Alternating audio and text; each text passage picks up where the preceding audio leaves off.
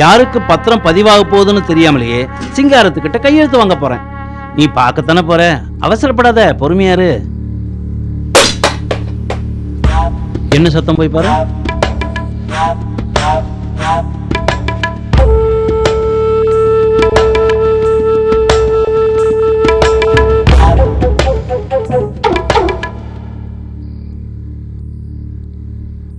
என்ன சத்தம்? அது ஏதோ சத்தம் கேட்ட மாதிரி இருந்ததுங்க. யாரும் இல்ல.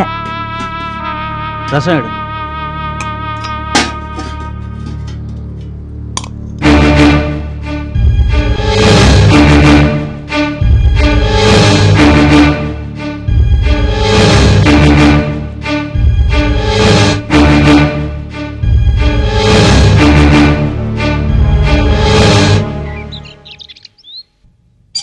அப்புறம் சிங்காரம், ஊருக்கு போகிறதும் முடிவு பண்ணிட்டேன், அப்படி தானே? அதுலேயும் டவுட்டு இல்லை. அன்னைக்கு ஊருக்கு போகிறேன்னு சொன்னேன், நானும் கேட்டேன். அன்னைக்கு ஒன்றும் பெருசாக தெரியல. இன்னைக்கு அதை பற்றி உன் அண்ணிக்கிட்ட பேசிக்கிட்டு இருந்தேன். அண்ணி ரொம்ப வருத்தப்பட்டாப்பா. டிக்கெட்லாம் புக் பண்ணியாச்சுண்ணா, மாத்திரம் ஐடியாவே கிடையாது. அண்ணா, நாள் நெருங்கிட்டே இருக்கு. உடனே நம்ம நல்ல விஷயமா பத்திரம் எழுத முடியுங்க. அப்போ தான் எனக்கு ஒரு பெரிய வேலை முடிஞ்ச மாதிரி இருக்கும். சிங்காரம், நீ சொல்கிறதும் சரிதான். இது விஷயமா தான் நேற்றெல்லாம் அலைஞ்சிக்கிட்டு இருந்தேன். 2-3 பேர்கிட்ட விசாரித்தேன். பத்திரம் கிடைக்கிறது ரொம்ப கஷ்டமாக இருக்குப்பா. நாளைக்கு ஒருத்தர் மெட்ராஸுக்கு போகிறாரு, அவர்கிட்ட சொல்லியிருக்கேன். கண்டிப்பாக கிடைச்சிரும்னு நினைக்கிறேன். ஸ்டாம்ப் பேப்பர் உடனே வாங்குறத பாருங்க. எங்கே போகிற? உட்காருப்பா. நீ ஊருக்கு போகிறேன்னு தெரிஞ்ச உடனே உனக்கு விருந்து வைக்கணும்னு சொல்லியிருக்கா. கோழி அடிச்சிருக்காப்பா, இருந்து சாப்பிட்டு போ.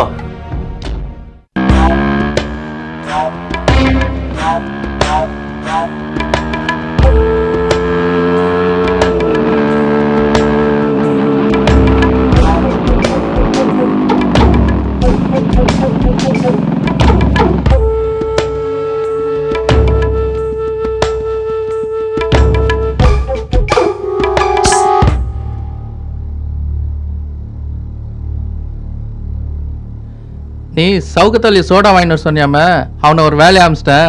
அதான் நான் வாங்கிட்டு வந்தேன். ஆமாம், அடிக்கடி தண்ணி அடிக்க வேண்டியது, வயிற்று வலின்னு சோடா குடிக்க வேண்டியது, உடம்புக்கு ஒத்துக்காதியா? அப்பப்போ வெளியூர் போறியாம, ஸ்டாம்ப் பேப்பர் எங்கே கிடைக்கும்?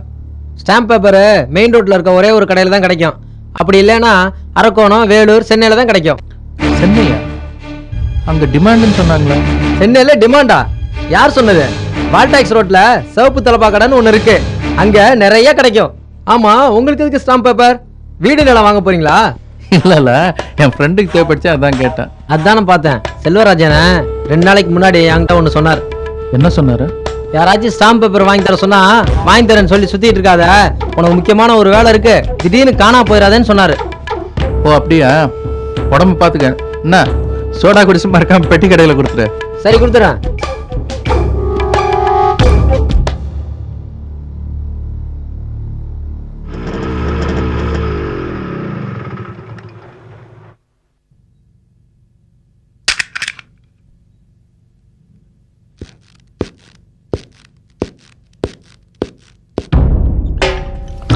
சிங்காரம், உட்காரு. காஃபி சாப்பிடுப்பா. வேணாண்ணா, இப்போ தான் கூல்ட்ரிங்க் சாப்பிட்டு வந்தேன். என்னண்ணா, நம்ம ஊரில் ஒரு ஜூஸ் கடை கூட இல்லை. ஜூஸ் என்னப்பா ஜூஸு? நம்ம சவுக்கத்தள்ளி கிட்ட சொன்னால் 4 இளநீ இறக்கிட்டு போகிறோம். அதை விடுங்கண்ணா. ஆமாம், ஸ்டாம்ப் பேப்பர் என்னாச்சு? பேசிக்கிட்டே இருந்ததுல முக்கியமான விஷயத்த சொல்ல மறந்துட்டேன். மெட்ராஸ் முழுக்க தேடியாச்சு, எங்கேயுமே ஸ்டாம்ப் பேப்பர் கிடைக்கல. 100 ரூபாய் பவராப்பட்டா ஸ்டாம்ப் மட்டும்தான் கிடைச்சிருக்கு. அதை வச்சுட்டு என்ன பண்ணுறது? அன்னி பேரில் பவராப்பட்டா எழுதி கொடுத்துரு, தம்பி வந்ததுக்கப்புறம் ரெஜிஸ்டர் பண்ணிக்கலாம். என்னப்பா பார்க்குறேன்? சுந்தரராஜ் இல்லாமல் நான் எதுவும் செய்ய மாட்டேன், நான் இல்லாமல் அவனும் எதுவும் செய்ய மாட்டான். என்ன சொல்கிறேன்? அதுவும் சரிதான். அண்ணன் தம்பி 2 பேரும் ராமலட்சுமணன் மாதிரி வாழ்ந்துட்டு இருக்கீங்க, அதனால என்ன பண்ணுறாதீங்க. என்னப்பா அப்படி சொல்லிட்டேன்? அவனை விட உன் மேலே தான்ப்பா பாசம் அதிகம். அது எனக்கு தெரியாதா? சரி, வெளியில் வேலை இருக்கு, போயிட்டு வந்துடுறேன். போயிட்டு வாப்பா.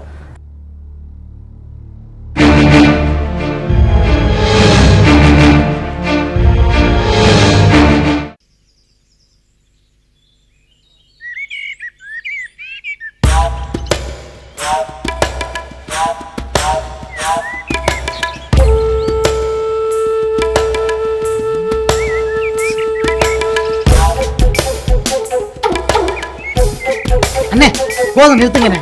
நானும் பார்த்துக்கிட்டே இருக்கிறேன். அரை மணி நேரமா நடந்து நடந்து எங்க ஊர் மண்ணையே தேய்ச்சிக்கிட்டு இருக்கீங்களே. உங்க ஊர் மண்ணு தாண்டா பிரச்சனையே. என்னன்னு சொல்றீங்க? சொத்து மேட்ரு தான். செல்வராஜனை நிலத்தை ரெஜிஸ்டர் பண்ண ஸ்டாம்ப் பேப்பர் கிடைக்கலன்னு சொல்றாரு. ஆனா பவர் பட்டா மட்டும் எப்படி கிடைச்சிச்சுன்னு தெரியல. அவர் சொல்ற விஷயத்த பார்த்தா ஒரே சிக்கலா இருக்கு. அவர் பேரே சிக்கல் செல்வராஜன. ஊருக்குள்ள எல்லாரும் அவர் அப்படித்தான் கூப்பிடுவாங்க. அந்த அளவுக்கு ஊருக்குள்ள சிக்கல் பண்ணி வச்சிருக்காரு. அதான் ஒரே குழப்பமா இருக்கு. பேசாம துபாய் போறதை கேன்சல் பண்ணலாம்னு தோணுது. சின்ன நீட்ட போய் அண்ணன் ஒரு முக்கியமான மேட்டர் பேசுறதுக்காக பம்பு செட்டு பக்கம் வர சொன்னேன்னு சொல்லிட்டு வாப்போ. அவ்வளவுதானே, நான் போய் கையோட கூட்டிக்கிட்டு வர்றேன்.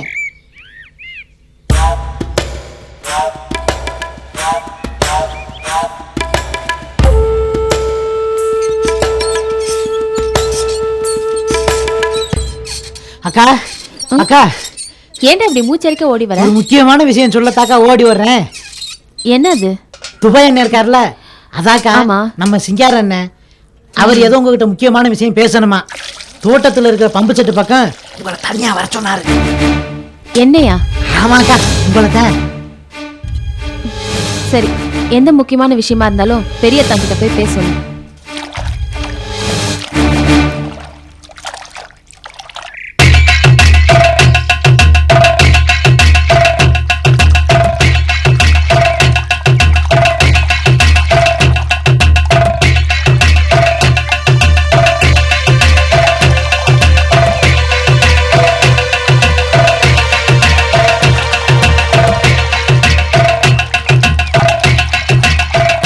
என்னடா ஆச்சு?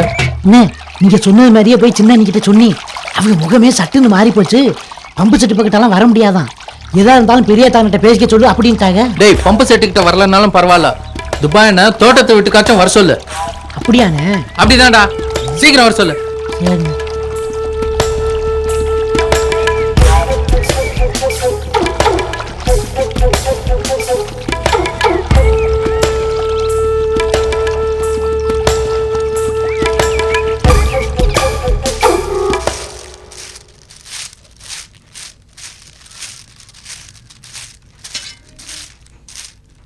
அக்கா அக்கா,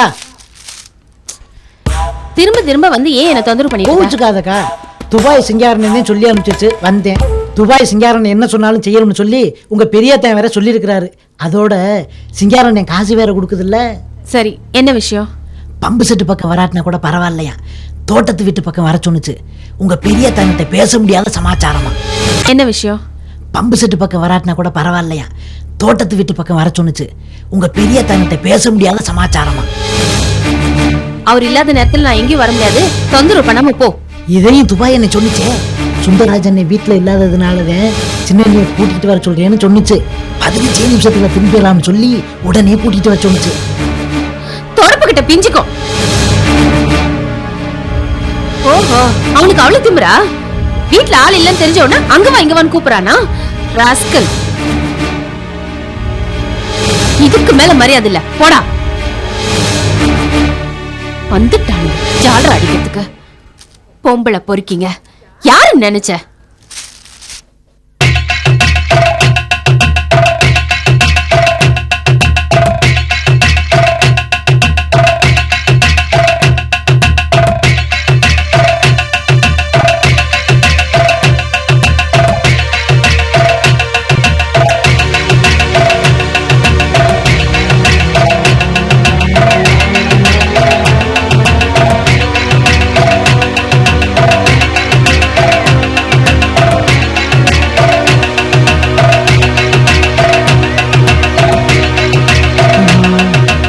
அங்கேயுமா ஓடி ஓடி காலெல்லாம் வலிக்குதே. என்னடா ஆச்சு? தொடப்பக்கட்ட பிஞ்சிடும் ராஸ்கல். அப்படின்னு கனகாக்கா சொன்னானே, அது மட்டும் இல்லண்ணே, அவனுக்கு துமுறு அதிகமாயிடுச்சா. ஆள் இல்லைன்னு அங்கே வா இங்கே வான்னு சொல்றேன். இதுக்கு மேல அவனுக்கு மரியாதை இல்லை, போய் சொல்றான்னு சொன்னாங்க. நான் பயந்துகிட்டே ஓடி வந்துட்டேன். அதுக்குள்ள அடிச்சு போட்டீங்களே. டேய், நான் பாத்துக்கிறேன், போடா போ.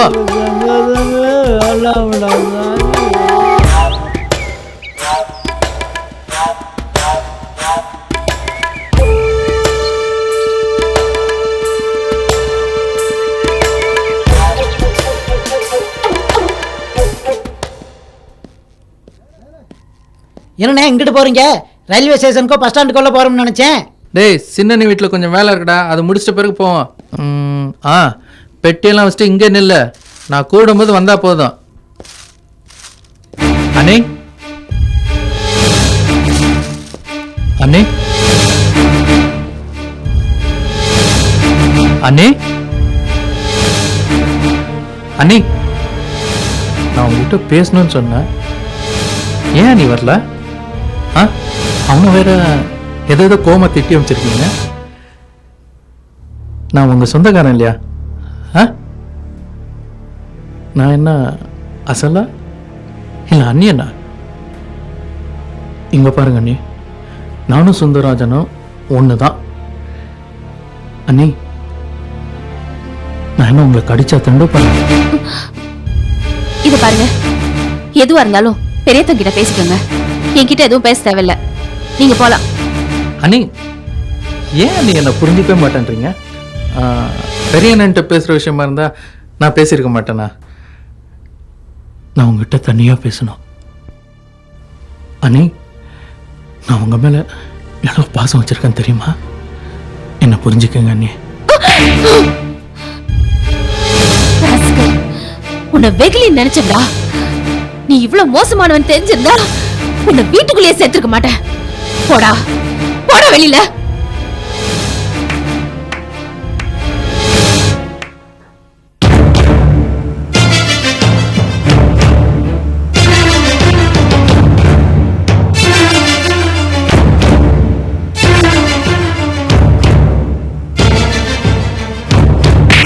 உன்னை நல்லவன் நினைச்சிட்டு இருக்கிற என் புத்திய செருப்பால் அடிக்கணும்டா. நன்றி கட்ட நாய, உனக்கு நடு வீட்டுல உட்கார வச்சு சோறு போட்டதுக்கு போட வழியில. அண்ணா, நான் சொல்றது கொஞ்சம் பொறுமையா கேளுங்க. டேய், எதுவும் பேசாத. இதுக்கு மேல ஒரு வார்த்தை பேசுன வெட்டி கொன்னுடுவேன். போயிடு. வெட்டிங்க, வெட்டி கொள்ளுங்க. என்னை சாவடிக்கிறதுக்கு முன்னாடி நான் சொல்றத கொஞ்சம் கேளுங்க. நான் யாருமே இல்லாத அண்ணாத மாதிரி அரபு நாட்டுல ஏதோ ஒரு மூலையில இருந்தா, பாசம்னா அன்புனா என்னன்னு தெரியாம இருந்தா, அதனால்தான் இந்த ஊருக்கு வந்தா.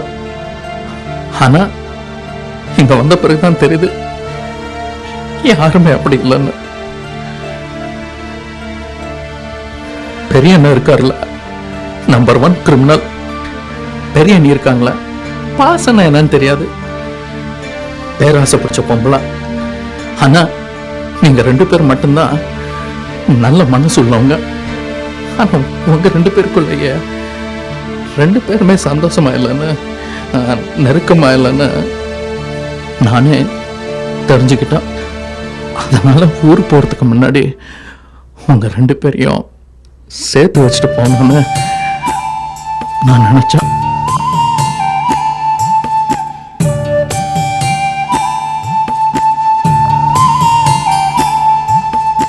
அண்ணிங்கிறவங்க பெத்த தாய்க்கு சமங்கிறது எனக்கு நல்லாவே தெரியும். ஆனா நான் ஒன்றும் பெரிய மனுஷன் கிடையாது உங்களுக்கு அட்வைஸ் பண்றதுக்கு. அதனால்தான் ஒரு சின்ன டிராமா போட்டேன். நான் எதுக்கு உங்களை தோட்டத்து வீட்டுக்கு வர சொன்னேன் தெரியுமா? செல்வராஜனா எவ்வளவு மட்டமான மனுஷன் சொல்றதுக்காக தான் உங்களை வர சொன்னேன். அண்ணனை பத்தி தப்பா பேசாத, ஒழுங்கா அங்கிருந்து போயிடு, இல்ல உயிரோட இருக்க மாட்டேன். நான் என்னைக்கு செத்துட்டேன்னா இனிமே எங்க சாக போறது? என் வைஃப் ஜெயந்தியை பத்தி உங்களுக்கு தெரியுமா?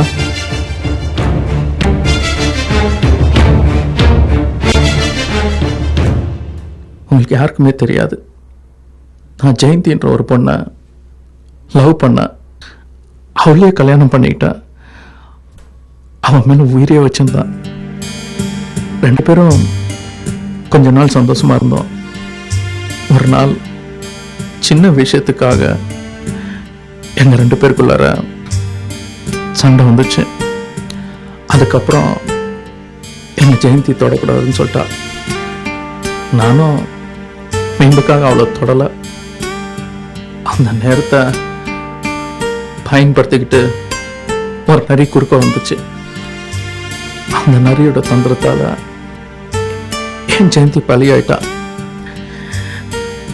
நாம தப்பு பண்ணிட்டோம்னு நினைச்சு அடுத்த நிமிஷமே பெட்ரோலை ஊத்திக்கிட்டு கொளுத்திக்கிட்டா.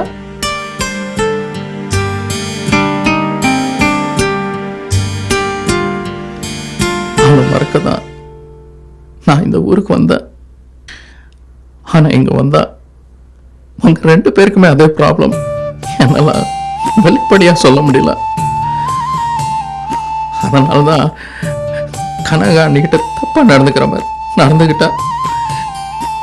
இதை நீங்க நம்பினாலும் சரி நம்பாட்டியும் சரி அதை பத்தி எனக்கு கவலை இல்லை. ஆனா நீங்க 2 பேருமே சேர்ந்து சந்தோஷமா வாழணும்.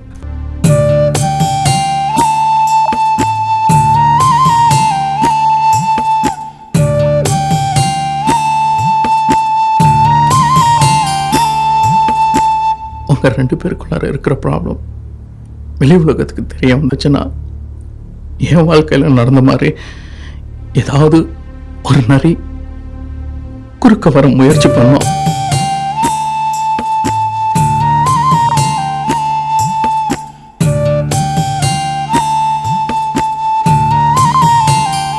நீங்க 2 பேருமே கள்ளம் கபடம் இல்லாத மனசோட இருக்கீங்க. அதை உங்க பெரியண்ணை பயன்படுத்திக்கிட்டாரு. உங்க பங்கான தென்னந்தோப்பு மாந்தோப்பு எல்லாம் பெரியண்ணி பேர்ல இருக்கு. அந்த ஆத்தோரமா இருக்க வயல் கூட உங்க பேர்ல இல்ல. ஏன் இந்த வீடு கூட உங்க பேர்ல இல்ல. நாளைக்கு ஏதாவது ஒண்ணா நீங்க நடு ரோட்ல வந்து நிப்பீங்க. இது கூட தெரியாம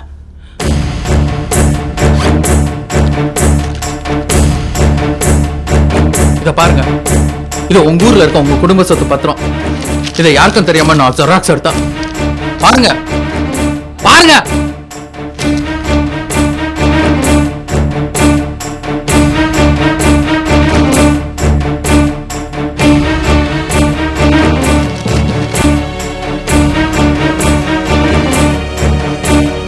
சொத்து பண்ண போட்டங்க. நீங்க 2 பேருமே ஒன்னா சேர்ந்து சந்தோஷமா வாழணும். எப்பாவது உங்களுக்கு என் ஞாபகம் வந்துச்சுன்னா ஒரு லெட்டர் போடுங்க.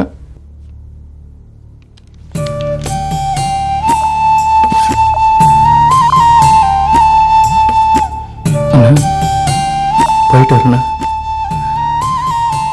பாய் அண்ணே.